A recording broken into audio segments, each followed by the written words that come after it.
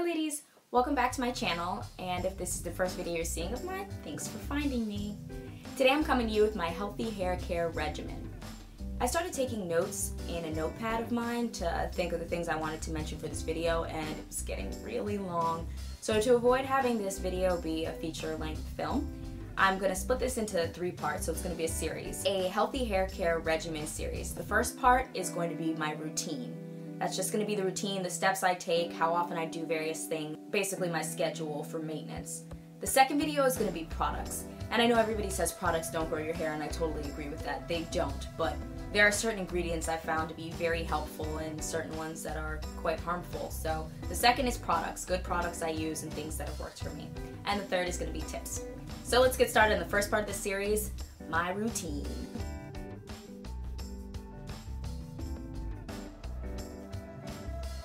So I am not a big cleanser. This is like the grossest way to start this video. There are 2 reasons I don't shampoo a lot. The first reason is because I don't wear my hair straight very often. When my hair isn't straight, the oil from my scalp doesn't travel very far down my hair. And I don't put a lot of products on my hair, so I just really don't need it very much. But I will cleanse once a week. It could be a co-wash, a cleansing conditioner, or very infrequently a shampoo, but that will happen once a week. It is very important to keep a clean scalp, so co-washing does not mean putting conditioner on your hair and rinsing it out. Whatever you're using, you have to work that onto your scalp still. So you still need to, dissolve and moisten, soften, whatever it is on your scalp and rinse it away that way. Don't just put the conditioner on your hair and rinse it out. It is a moisture treatment as well, but for you to be keeping your scalp clean, you need to be working into your scalp. One simple way to tell whether the products you're using are water soluble, after you finish putting them in your hair in whatever manner you're doing. If you're moisturizing, you're going to do a braid out, whether you're shingling and you're going to do a wash and go, whatever you're doing when you're done and the product is all over your hands, if you can rinse your hands with water and your hands are clean, your product is mostly water soluble. If you go to rinse your hands after and it's creating a film and you can't get it off unless you use soap, your product is not water soluble. That's nothing scientific, it's just something very simple that I realized and I was thinking about. I was like, that's why I don't need shampoo a lot, because I do my hair with my moisture mix or very rarely something else, and I rinse my hands off afterwards. They're clean, there's nothing left on them, and that means that your product is very water soluble. That's not to say that you won't still need to shampoo. Like, you can't just go forever without shampooing. You will need to every once in a while. I condition twice a week. One time I will cleanse and condition. Again, that may be a co-wash. It may be a cleansing conditioner and then a condition.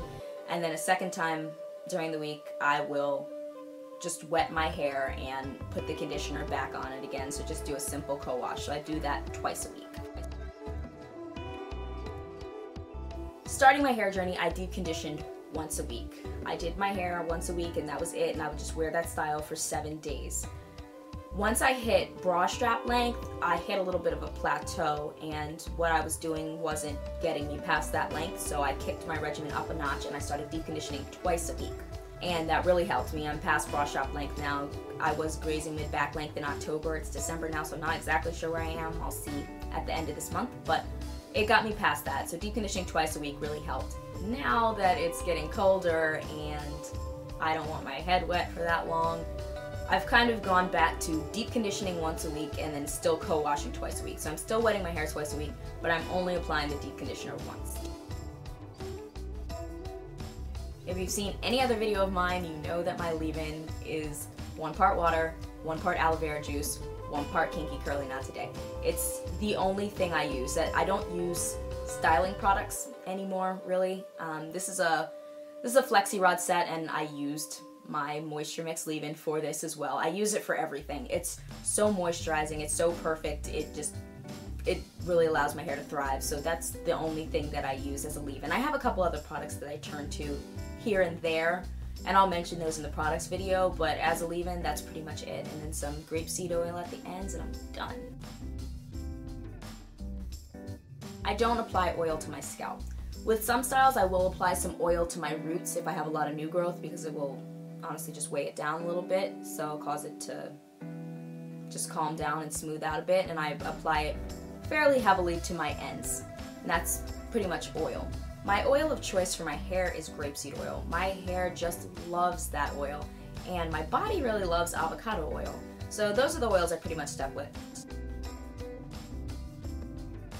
For the purposes of this video, I will say I don't use any conventional growth aids. I do have a couple natural tricks up my sleeve that kind of serve in that growth aid capacity, but I don't do like the Hairfinity, the hair adrenaline,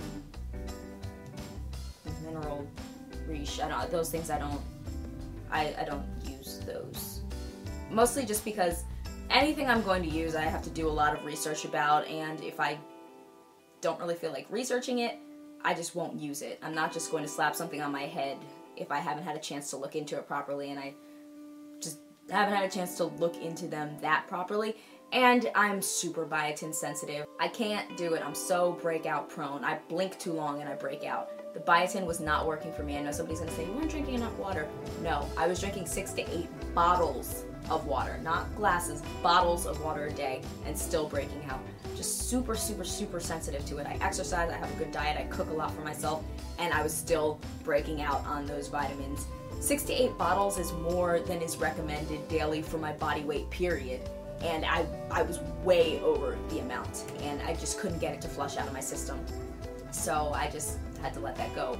It's not like I'm depriving my health by not taking those. I keep myself healthy in other ways, and I eat a lot of fresh foods, a lot of vegetables, juices, and that's how I get my boost. I'd rather just eat and drink a lot of good nutrient-dense foods and drinks than have to take a vitamin and break out all the time because I'm not eating right. So conventionally, I will say I don't take any, but I do have a couple tips and tricks that will come in one of the next 2 videos. If you've been watching my videos, you probably have a little bit of a sense for how I style my hair. Maybe not so much because I haven't been curly that long on my channel, but this is how I have my hair most of the time. Some variation of this. Right now this is a flexi rod set. I don't do those very often, but I have a holiday party to go to this evening, so I wanted to look a little bit more polished. My braid out is a messier, sort of more bohemian look. This is a little sleeker and a little bit more presentable. You know, I'll be in a professional environment, so that is not to say that you have to straighten your hair to be professional. I don't straighten it all the time. Sometimes I will just do a sleeker curl style to make myself a little bit more presentable. But that's what I do 99% of the time, again, is curly air-dried style. Oh yes, the texturizer. I've, if anything, been staying away from it a little bit on my channel because it's such a controversial topic. There is such a chemical divide in the black hair community. Tell you something you don't know. But it's something that a lot of people seem to feel some kind of way about, and I've been staying away from talking about it until I could fully talk about my views and experience and my outlook on it. I don't want to just throw it in a video and be attacked, so the texturizer is something I do, and I'm gonna have a texturizer 101 video coming up. I don't know that the next time I do the texturizer I'm going to film it, because I'm still really new to this filming process. I don't want to be messing around with the chemical and electronics, and everything takes me 20 times longer when I'm filming, so I'm probably not going to film this first time texturizing, but I will do a 101, which is everything I know about texturizers, my experience with them, how I use them. And in terms of my routine, I do it once every 3 to 4 months. Heat is pretty much the last thing I can think of about my routine, and I use heat about once every 3 to 4 months as well. Another reason I like to keep my hair air dried and curly is because I intentionally cannot see my length. I drive myself insane when my hair is straight. I'm constantly looking at it, I'm pulling at it, I'm saying, is it falling there before? Is it getting shorter? I drive myself crazy. So keeping it like this, it's past shoulder length. That's pretty much all that I know about it, and I kind of leave it there. Every so often I will take a piece and pull it down and see how long it's going. And I shouldn't have done that because now I feel like, oh, did it get longer? And I'm going to be doing that all day. But either way, curly styles help me with that to keep it off my mind so I'm not constantly obsessing.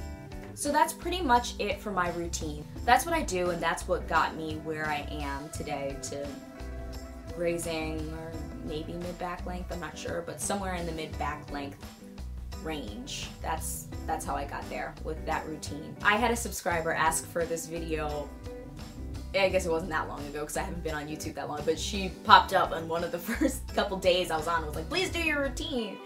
And I was like, yes, absolutely. And so I'm getting to it now. Hopefully that wasn't too long of a wait and she's not annoyed that so many other videos came up first. But that's what I do. If you have any questions about anything else, leave them down below. I always respond, unless I can't.